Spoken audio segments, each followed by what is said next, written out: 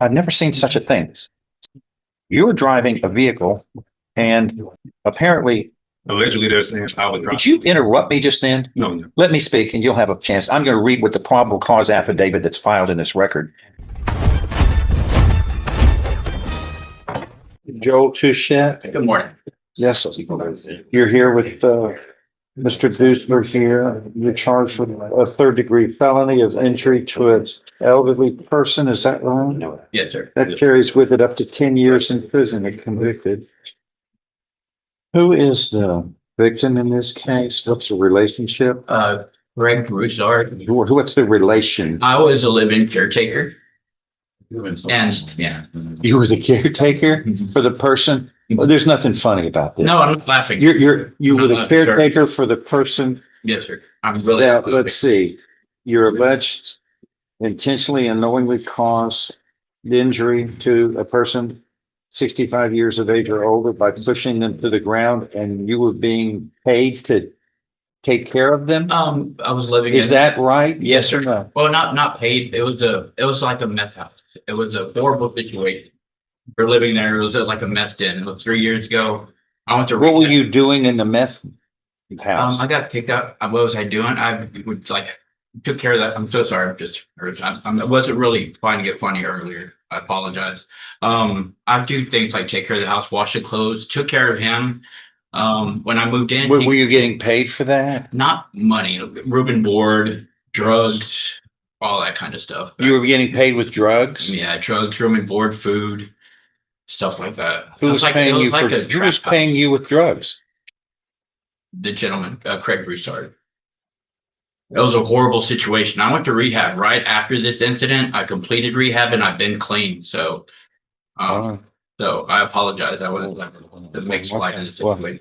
Mr. Broussard didn't put a gun to your head and order you to No, take sir. these drugs, right? No, sir. You made a free choice? I made a free choice, and Mhm. meth is the devil, sir. And it's been, it was horrible. When did you find out that it was the devil? I mean, I've heard of that when I was a child. Yeah, that night was a big eye opener for me. How old are you? 45. You just figured this out, that methamphetamine is evil? Really, at your age? A spiritual awakening. Where have you been? In the world.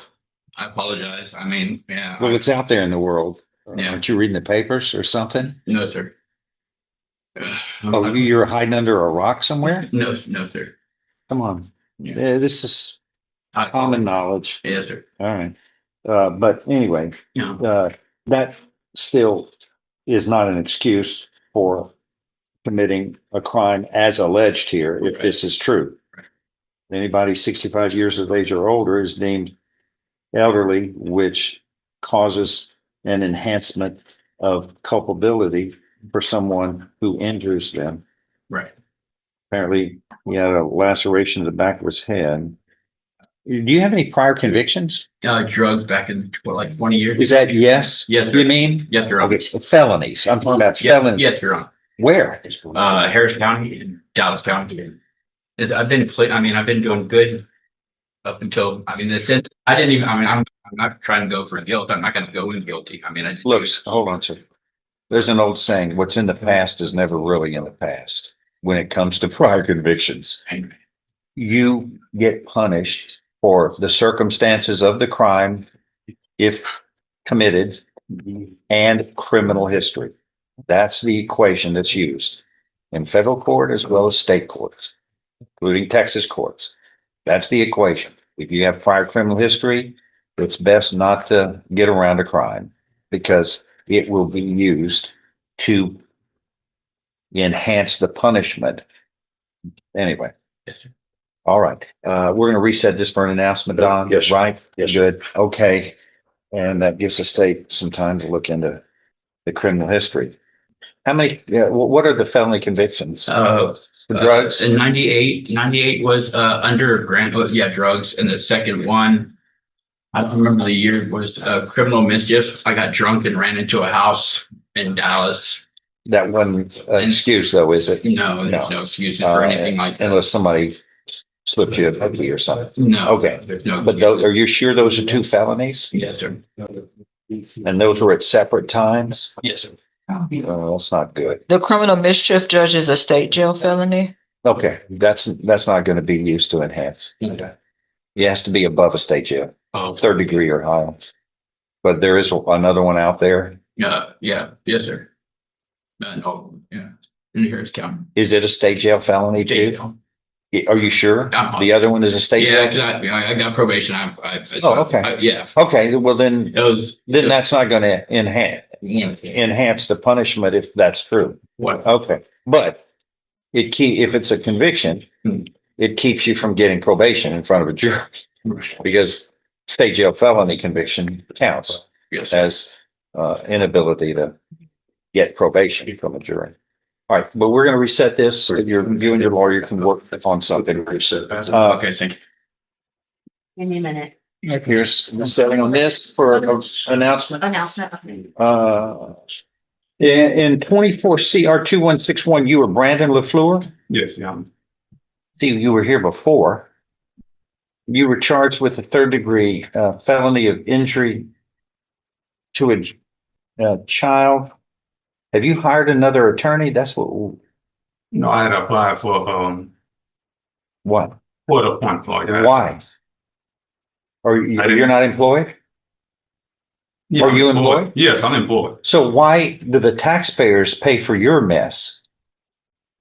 That's not right. I'm a taxpayer. I don't think much of that.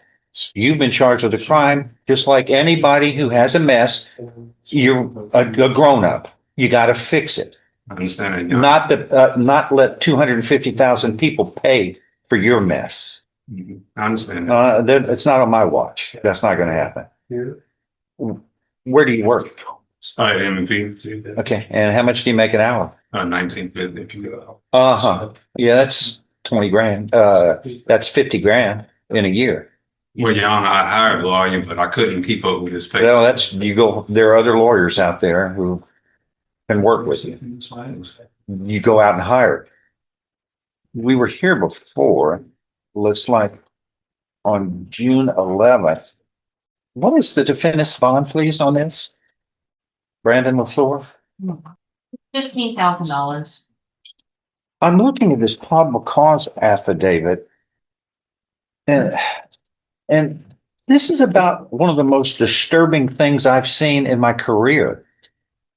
Okay, you're charged with a third degree felony of injury to a child, and it alleges that you intentionally and knowingly caused bodily injury to a child younger than 15 by shoving and pushing the child out of a moving automobile. So I go to the probable cause affidavit, and I don't think I've ever seen such a thing in my career. But you do this long enough and everything comes around, and I've handled about as many cases as any lawyer and judge my age, but I've never seen such a thing. You're driving a vehicle and apparently, Allegedly, they're saying I was driving. did you interrupt me just then? No. Let me speak and you'll have a chance. I'm going to read what the probable cause affidavit that's filed in this record by the police that investigated. So apparently you had a paramour girlfriend who had a child. I'm sorry, her granddaughter was in the car with you. While in the vehicle, you and the lady began to argue. It is alleged that you struck her in the face, causing pain and injury. You struck a lady. Who does that? That's so ungentlemanly. But you need to pick on people other than girls. Then that caused her to fall out of the vehicle, leaving the 1-year-old child in the passenger seat. Then, according to the lady who was thrown out of the car, you tossed the 1-year-old out of the car while you were driving the vehicle, causing the 1-year-old child to injure the child's face. Are you kidding me? You shoved a 1-year-old infant out of a moving car? No, Your Honor. No, that's what this says, and that's what the grand jury indicted you for. So the child's, okay, hold on, let's see. The child has facial injuries and according to this, caused by what you did. Did the child rub her own face on the road? Is that your I story? have no idea. Well, the grand jury thinks otherwise, and the police that investigated it thinks otherwise. But I must say, I'm appalled. I can't imagine throwing a one out of the car in the first place. That's so ungentlemanly. But a 1-year-old infant, a helpless infant, tossing out of a moving vehicle, and then the child's face is injured? What's his bond? $15,000. It's $100,000. It is changed based upon the circumstances to $100,000. On this court's watch, you will not harm an infant, intentionally harm a 1-year-old infant and toss them out of a moving vehicle. The grand jury says that's what you did. You're presumed innocent. I wrote the lead article on that. That's blessed to me. But the grand jury says probable cause exists for that you did this. And based upon probable cause, that's how a case moved forward. Bonds are based on the charging instrument, probable cause, and criminal history. This is one of the most disturbing probable cause affidavits I have read in my career. And I'm going to treat you like I would treat anybody in the same circumstance. Somebody charged with throwing a 1-year-old out of a moving car and causing face injuries is going to be held strictly accountable on my watch. So your bond is $100,000. But the Plus- affidavit is not true. The affidavit is not true. So now you're saying the police committed perjury. Well, we can prove that. That can all be provable later. But right now, we're going to trust what the police officers stated under oath and what the witnesses stated.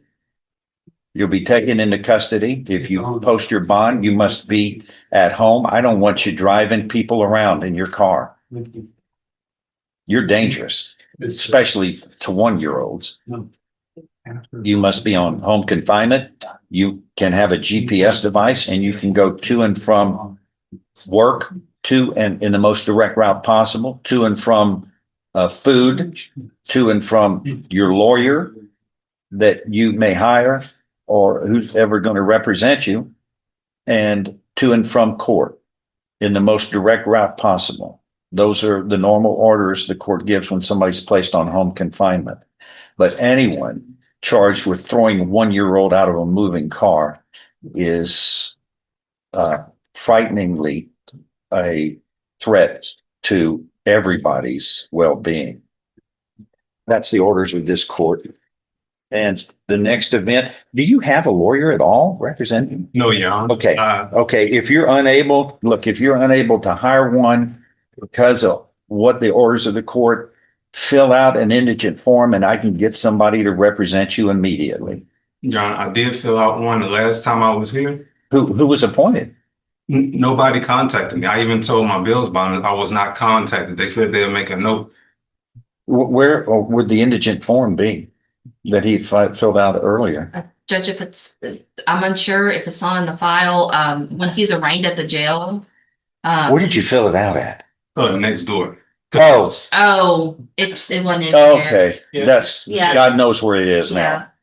Judge, You fill out another one right now, before you leave, before we take you out, fill out, then I'll get somebody. He has a appointed. misdemeanor case with him. Sir? He has a misdemeanor case. yeah, so it was That's where I'm probably in Oh, the, he has a misdemeanor case? it was probably in misdemeanor court that he And did that. John Yeah. West, would you be so kind to talk to him before we leave? I'm gonna assume he's going to be allowed indigency under these circumstances, but here's the file to look at. And Mr. West is a very good attorney and he is one of our indigent defense lawyers, a public defender. So I want him to talk to you before we leave, sir.